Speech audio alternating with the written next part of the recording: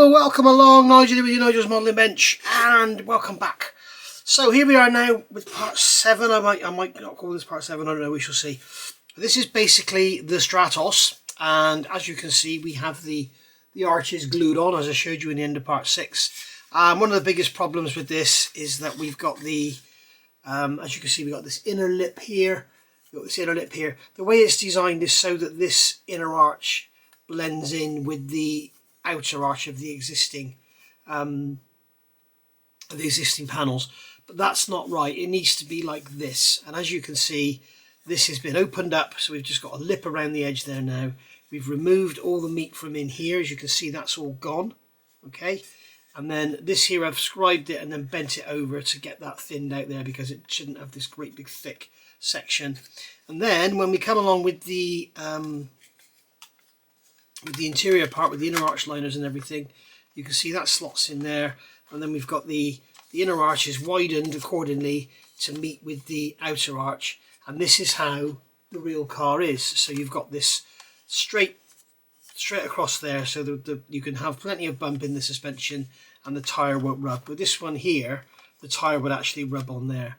So it's you don't have to do this, guys. Don't think for a minute you have to do this. You don't. I'm just doing this so that when the back's up it looks more realistic. I think this needs to be cut off as well. I think this is too long here. I have a feeling that should be attached, or we'll make something like it attached to the backs of the fuel tanks.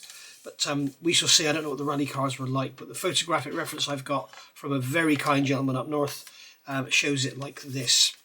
So there we go. I explained in part 6, I would have thought they would have made these rears with these arches already on.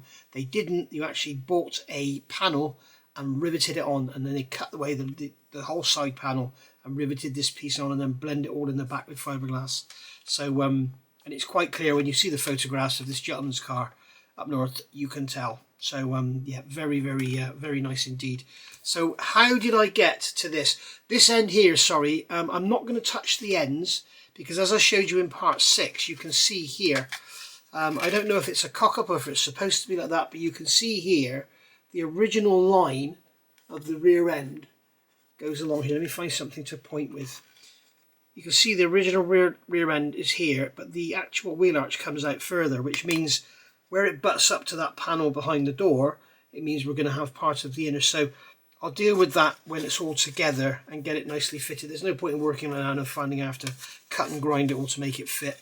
And you can also see down in here, if you remember, I glued these on with extra thin. I said how bad this is that Italeri have done this, because this is not in the slightest bit correct. That's not how it should be. It should be blended.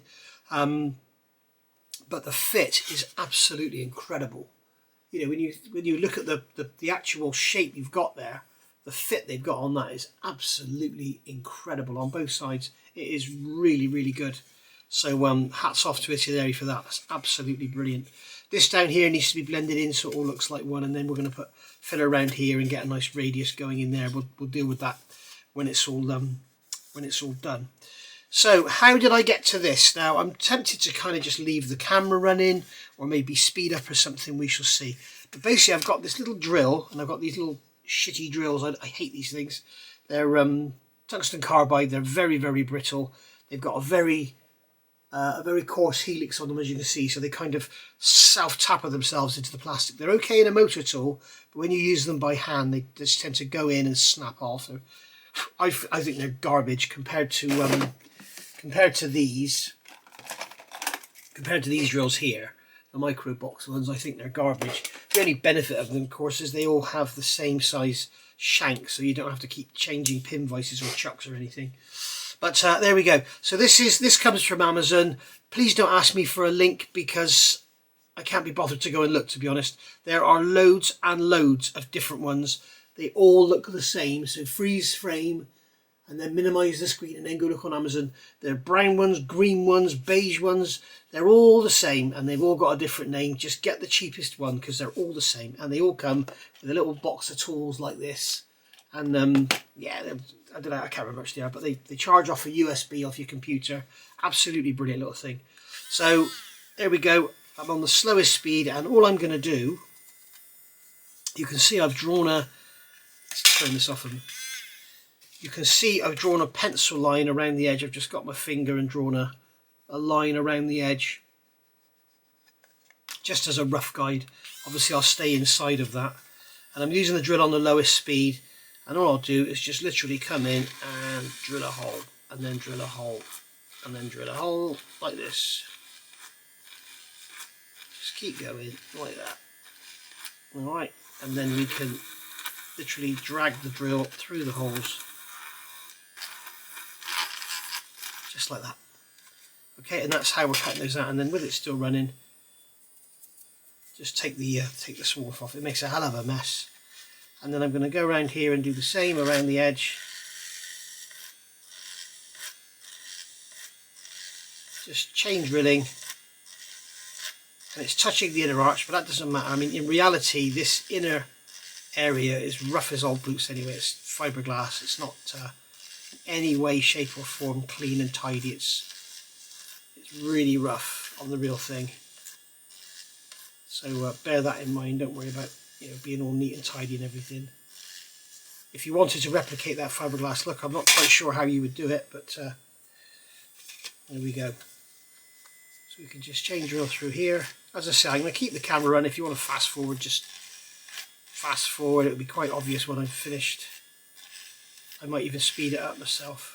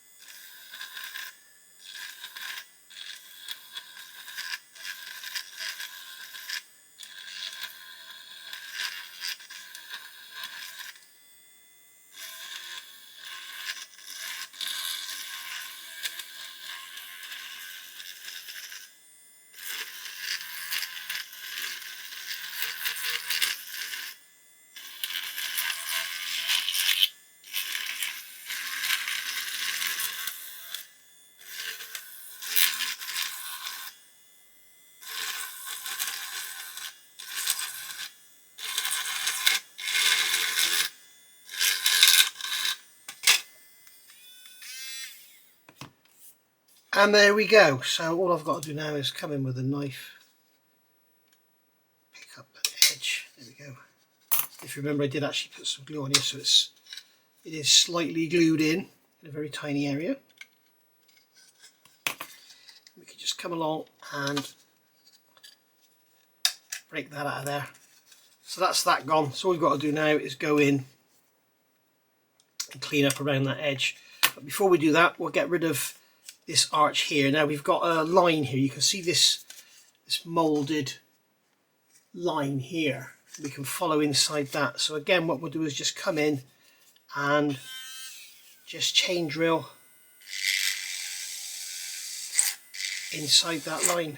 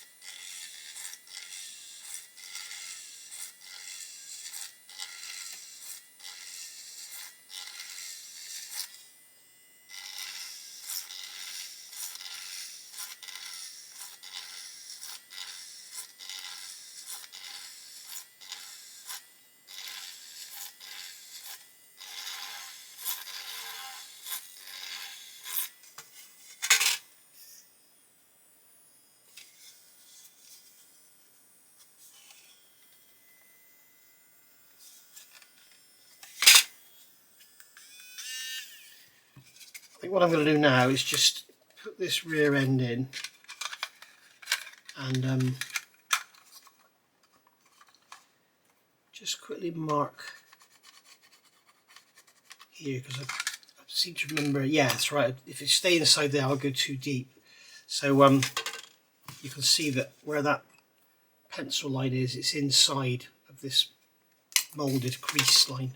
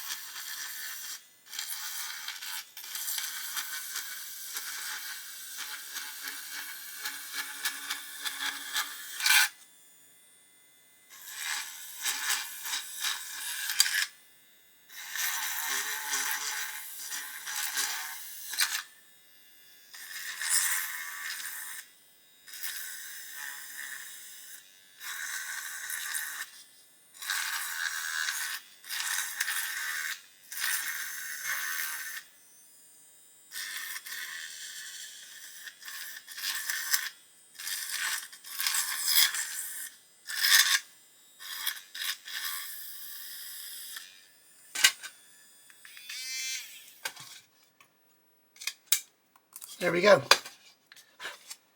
So that's that all roughly cut. Okay, now you can see when you put this in, you've got this flange in here, and basically it's designed so that when it goes in, that little tab in there has to locate, and then you can see that this inner arch sits on that tab. Okay, so that's all going to get bonded together, which is why I've left that edge in place. Otherwise I would have just hacked it away completely, but I wanted to make sure I had that reference with which to glue that arch to. So the next thing to do now is to cut away and blend away this here. So what I've got is, with this comes two collets. So there's the collet for those. I think it's a 3mm shanking knot on them. And then we've got the smaller collet, and I've got this little drum of abrasive paper that goes on this little rubber wheel, and that comes in the kit. You can see you've got some spare drums in there. So basically all I'm going to do now is go around again on the slowest setting. I'm going to put the actual tool in the other side on the wheel arch and just run round.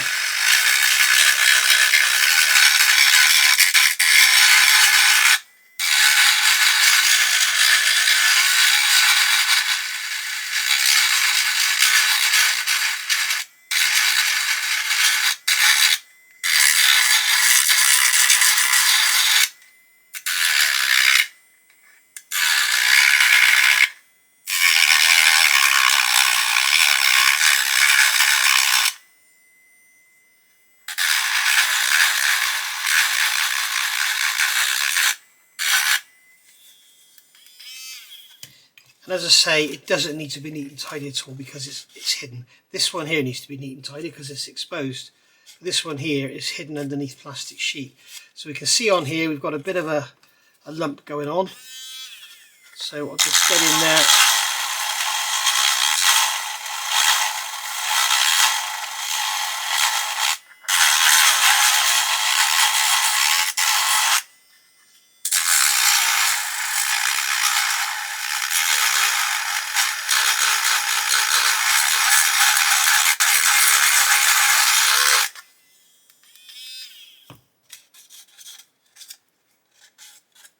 And there we are. So we can try this in there now.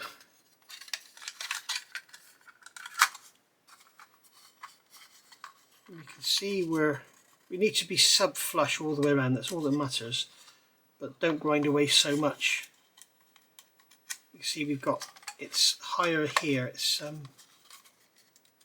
no it's not, I didn't have it in right. Yeah, it's higher there, so I need to grind away the plastic in that area there. Okay, so once again we'll just come in with the tool.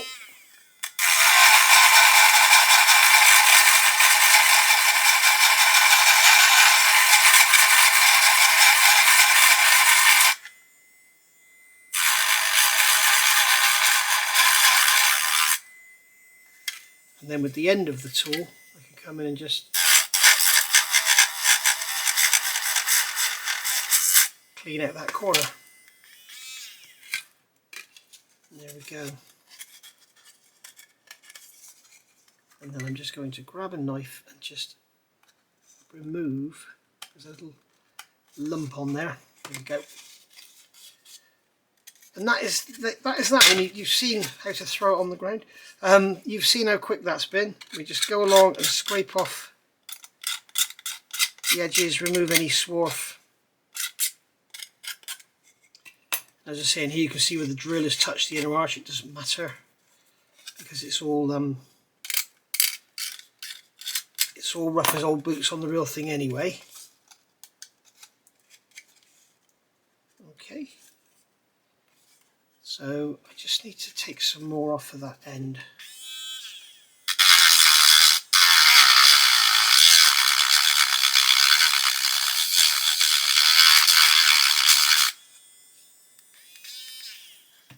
And what I'm going to do is return to sanding sticks just to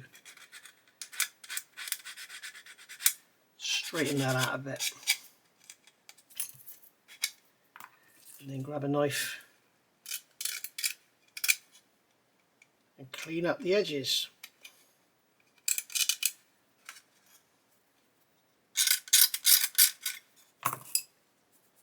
As I say, and I'm going to keep saying, I'll probably say it more than twice, you don't need to do this, you don't have to do it. I'm just doing it because I want to. If you want to make your kit look more accurate, just for the fun of it, then by all means give it a go. But if you don't have the confidence, just glue the arches on and have them as it is out of the box.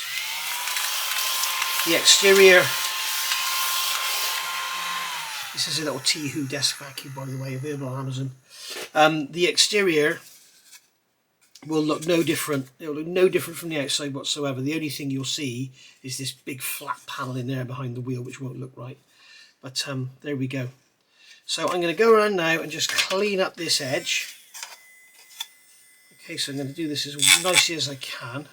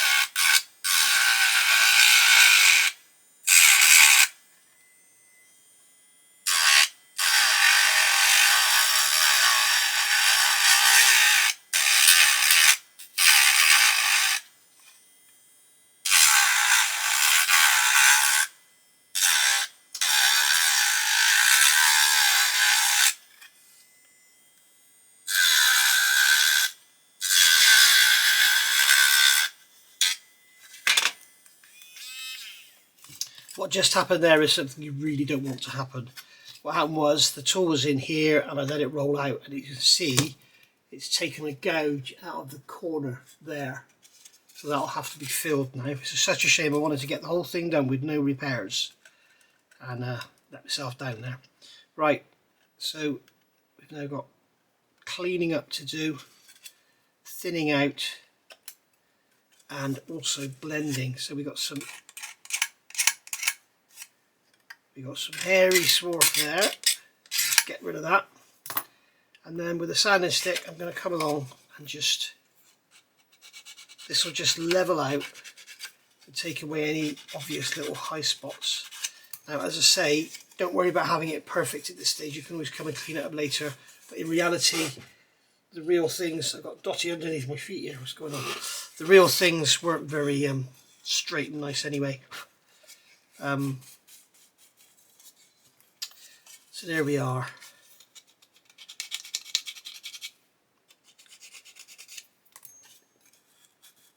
There we go.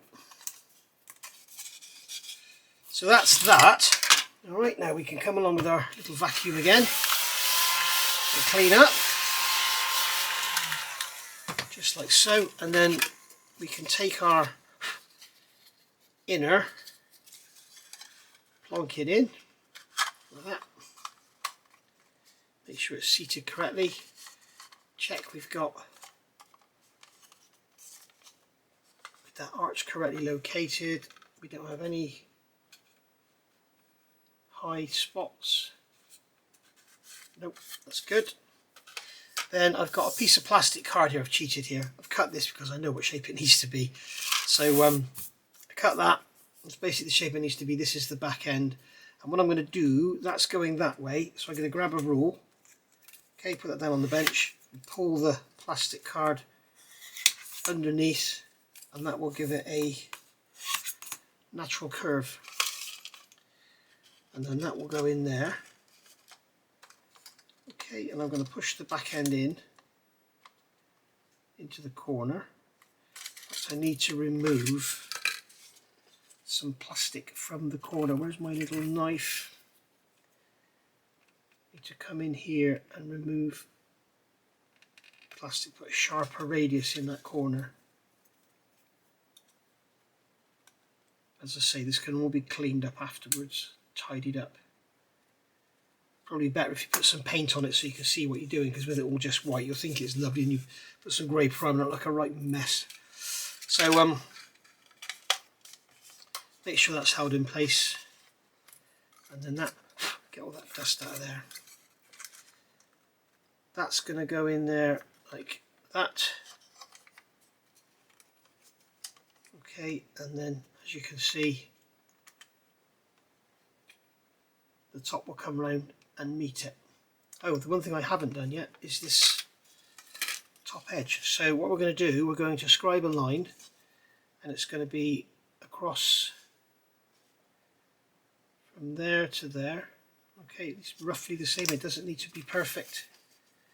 And then I'm going to just grab a scribing tool and scribe across like that. Just scribe a line. It needs to be fairly deep because you don't want to be pulling on the plastic. You just want to be able to fold it quite easily.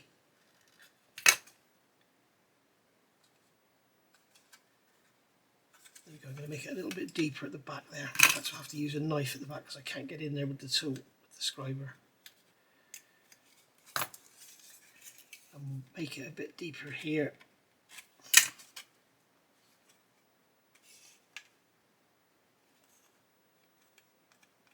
There we go, just pull that down.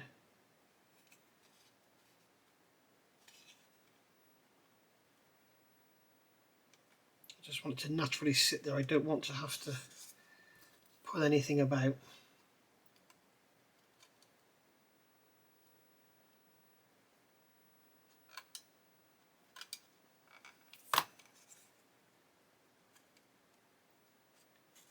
Okay, I need to slice it a bit deeper. I just want, because I want it to sit there. I don't want it to be wanting to spring back. There we go, that's about the same as the other side. And what I'll do is just put some black super glue in there, drop of accelerator, and let it go off, and then we'll carry on. So I will stop the camera because you don't want to watch super glue dry, do you? No, you don't. Okay, so we've got this all glued up and dried now. I'm just going to get in there and with this black skinny icky stick, just get in and sand that back. In fact, I'll do that off camera, I'll do that after. What I'm going to do now is fit this. I fitted this with tape, as you can see. Just basically pushed it in, blended it round. It's basically I think it's 15 millimeters wide. Yeah, it's 15, well, about 13 millimeters wide, and then at the end it just sort of flares out on the inner edge, because otherwise it leaves this bit here exposed. And then that will literally sit in there. As you can see, it butts up against the wheel arch. Now when it's all glued and everything, we can sand it to fit. On this side I just sanded a little bit off the forward edge. But as it happens, the way this arch is designed, it's pretty much a straight line. It doesn't need to be all you know, radiused and formed and everything. It's a very simple shape. We've got some ejector pin marks in there anyway, so I think what I'll do is use some filler, go in there and blend it all out anyway. But I've only used 10 thou plastic card basically because I just wanted it to bend easily. If I use anything thicker, I just have a bigger step to sand, and if I butt it up against the outside, that would be a nightmare. So what we do now is take that out of there, and don't use the extra thin quick setting on 10 thou plastic card. It can tend to split it. It just gets on it and just splits it straight away. So we'll get that in there, and you can see it capillarying in there underneath the plastic. And then with a pair of tweezers we can just push down and make sure that we've got a good amount of glue in there, and just let that dry and let it sort itself out. As I say, it can all be trimmed afterwards. So this is where it was worth getting everything all nice and levelled out and get rid of the ejector pin marks and all that. It pays off in the end when you come to do stuff like this, because you're working with a clean slate rather than having gaps everywhere and all that. So get some in there. You can see where there isn't any glue because you can still see the white plastic card. Whereas it is where there is glue, you can see you get this constant grey colour. I shouldn't say glue, should I? I get told off. I should say cement. And then there we go. So wait for that to dry, and in the meantime I'll get in and sand away this excess super glue. Okay, so got this together now. That's all glued in, glue's all dry, super glue sanded out there. So other than just gluing it in and blending it in and filling it and everything, that is it, pretty much done. And I can tell you that I did that side. The camera basically records about an hour and 5 minutes, and it's on 35 minutes. So that's half an hour to do all of that. So you know, I'm really chuffed. It's not difficult at all. Obviously the first side took me a bit longer, but there we go. You can see that when it's all closed up, it's all sealed up. Now on the real car, it has like a cutout. Come here. It has like a cutout here. Like I don't know why, but there's like a cutout there. So that's all going to get blended in. We'll have a flat piece across the front here. And that's it really. There's like a flange on the real thing. There's a flange here, so that obviously when it comes down, they have face to face. So we'll obviously reproduce that. But as I say, I want to see how well it fits with the body before I start playing with that, because I could do that all nice now and have it done, and then find I've got to grind half of a millimetre off or something. So we will play with that when the time comes. Basically, I'm really happy with how that's come out. What I'm going to do now is fill in these ejector pin marks. There's one there, and one. I don't think that one needs doing. I don't think that one at the front is visible, is it? Let's have a look. Let's have a look. It's just the very bottom edge of it, so we're going to have to blend there anyway, so we'll just leave that one. But these here, you can see half. Oh, look at the back one. Can you see that one? I'm not sure you can now. I might be talking out of my bottom. No, you can't see the back one either. So it's just that one in the middle. And it's only the bottom of it at that. So a little bit of super glue in there. And a little bit of something in here. Maybe some filler or something just to blend this. I don't know. What we've got to be careful of here is when we sand it, we don't go through the plastic card. So there we are. So I hope you enjoyed that, and I hope if you feel confident enough you'll give it a go. And it just means that your whole rear tub looks a lot more accurate when it's lifted up. As I say, I think we're going to cut these off. Maybe the rally cars had that. Maybe the rally cars had that, and then as it came down it just stayed with it. I don't know. But it would make access to the engine very difficult, because it's going to be, you know, you think that's there. Okay, a 12th scale figure is going to be like that's right at sort of just above your stomach, so you're going to be leaning in and leaning over that all the time. I would think that would be cut off flush, as it was on my friend up north's car. So also some of you may want me to share photographs of the car that's been sent to me. I'm going to be honest, right guys, I'd rather not share them on the internet. I'm very conscious of it myself. I don't like having pictures of my car on the internet with number plates showing and stuff. There is so many thieving bastards on this planet these days that I'm afraid it's just not worth the risk. And I wouldn't want to be responsible for anything happening to this lovely gentleman's beautiful Lancia Stratos. So he shall remain obscure, and he shall remain that bloke up north. Yeah. Okay, so according to the photograph sent to me by that bloke from up north, then this is how it is. Alright, thank you for watching guys. I'll see you all soon. Bye for now.